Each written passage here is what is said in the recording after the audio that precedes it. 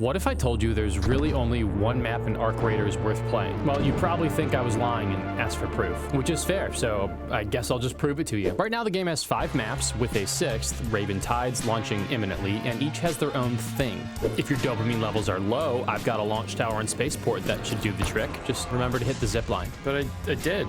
Blue Gate has more Rocketeers than buildings to hide from them, so it's great if you want to die. And Stellamonthus is perfect for finding blueprints yourself, or from someone who played it a little too fast and loose with the shredder. According to the game, they all come with differing levels of danger, but the other day I found something on the least dangerous one of all that's worth telling the world about. A few videos back, we covered how to easily find the snap hook, as it's almost guaranteed to spawn on this map during a certain map condition. But since I'm a masochist, I wiped and reset my entire account 2 weeks ago and needed to find it again. So I took the Advanced Rapid Commuter, or ARC, rail to the Electromagnetic Storm event on Dam Battlegrounds. I just made that acronym up, but it kind of works.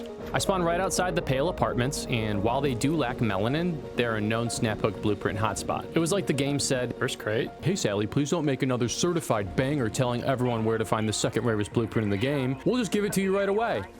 Okay, I'll take second. This wasn't even the last one we would find, and this began the best 30 minutes of looting in my 400 hours playing this game. If we were starting this hot, I needed to get to work and farm as many blueprints and legendary items as possible, and it wouldn't take long until we'd find another. Vamos! Yes, I know I already had the blueprint, but as a male who has average-looking feet, this is the quickest and easiest $5,000 I've ever made. To establish my dominance over the robots, I hit a nasty little trick shot on my Arc Nemesis and scooted on over to the Research and Administration building. At this point in the raid, it was almost certain to be looted, but there's a room in the back corner that for some inexplicable reason, people always forget about. If you guys could continue to forget about it, I'd love that. Now you're gonna roll your eyes at what we find here. I know that, but that's because you don't know what I have waiting for me back in Speranza yet. In the second drawer I looted, I found a fairly common key that would unlock the part of my brain responsible for long-term memory, your temporal lobes. This one was for a locked room in the dam testing annex, so that's where I went. Let's go to the testing annex. In normal raids, this room feels a bit like being a fan of the Cleveland Browns. No real hope for success, but you've got to show up just in case. But on this map condition, loot value is supposed to be higher, so it's more of a Chicago Bears level of mediocrity. We started off in the meaty part of the bell curve, then worked our way over to the lockers, where I'd find a Venator I took for the sole reason of not wanting to deal with the angry comments if I left it there. And that was about it. I checked for a weapons case, or honestly even anything resembling good loot, and found nothing. So I punched the air, then the exfil button, and got back to Speranza, where I had 10 little surprises waiting for me in my room. I mentioned those 400 hours, which represent more containers and server racks open than I'd be comfortable telling my wife about. Since I had been so focused on recouping my blueprints after the wipe, I'd forgotten about the less exciting loot I'd found. That is why that key was so important. It reminded me that I had a lot, and this was the perfect map condition to put them to use. Because I had a key for every locked room on the map, I need to traverse the entire map in order to use all these things in one raid. But the game really didn't want me to do that, spawning me in Narnia, so I made a beeline for the closest exfil to try it again. Head home at the water treatment elevator. There was just one tiny little problem. The playlist was about to rotate, and since the Electromagnetic Storm is somehow rarer than a Tempest blueprint, this would be my last chance. Whatever was on the clock when I spawned in would be what I had to work with. Please be good. Okay, I can work with that. This was incredibly optimistic. If it was long enough, I'd have to take the last exfil out, and when you do that, there's no one left to help you kill all the extra arc that spawn in later in the raid. At least I think I can do that. I had pretty solid loot, but you're about to see just how fast you can go through it when every arc on the map decide they really do not like you. But hey, at least I wasn't that guy. Raider flare. At this point in the raid, I hadn't needed the metric ton of luck that be coming my way. I helped one of the nicest gamers out with a wasp. If you need a hand, I'm coming with the whole... Okay, you nailed it. Nice shooting, Tex. Which was even more impressive once you knew his name. You need bandage? No, I'm alright. I had 10 keys for 5 different rooms, and in my head, the best and most logical order of operations was to visit the most common rooms first, as those would have the most keys out in the wild. So I went back to Dam Testing Annex, hoping for a different result. Silver lining? That guy didn't see those shots. Thankfully, things were different. There are actually 2 rooms you can use this key on. When you have one key, it feels like a coin flip for which one is better, but thankfully I had so many keys, I just left my coin at home. The first few containers and drawers weren't anything to write home about, and I left most of it the way I'd found it. But they often leave items on the control panels, so I checked those next and found Bob's holy trinity of loot: a Vitashot, defib, and in one of the cabinets, our first of many blueprints: Bob's bat signal, the Raider flare. With 22 minutes left, I went to the second room of the Annex. If I could do this all over again, I would have gone somewhere else, because this room contained levels of poverty not seen since the Great Depression. Aside from the defib I picked up just to make Bob proud, this room was a breadline filled with nothing but metal parts, and for some reason, this thing?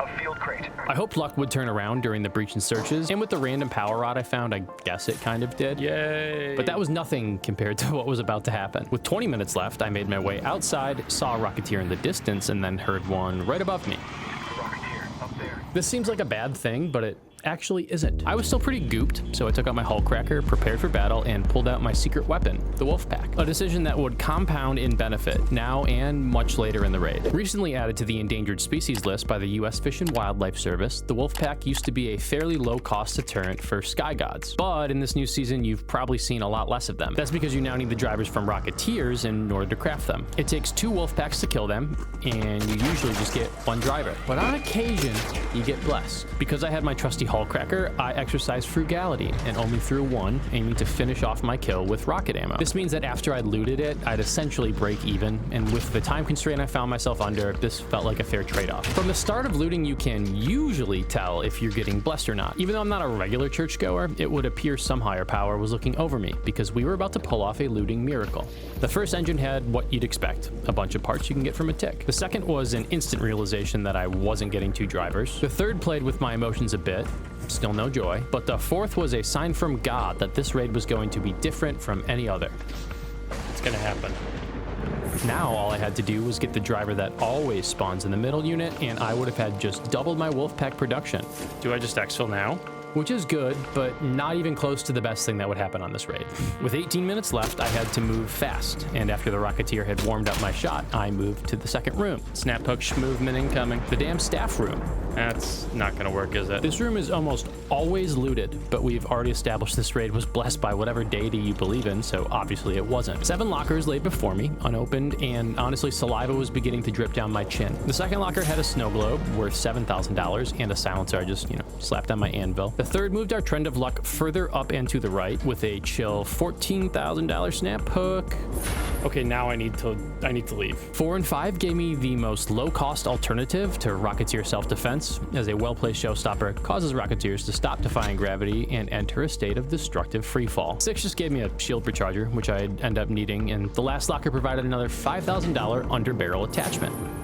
Rather than use my inventory space, I put it on my hull cracker. I guess there was also a pillow, which Scrappy has been bugging me to bring back for the last 2 weeks. Probably thinking, okay, Sally, that's enough luck for one raid, chill out. No, I don't think I will, actually. With 16 minutes and 5 seconds remaining, it was time to use the super rare damn control tower key that was slowly burning a hole in my pocket. Guarded by 2 turrets that turn you into a Swiss cheese raider sandwich if you don't destroy them before you ascend to the goop gods, I wasn't super confident that this would be untouched.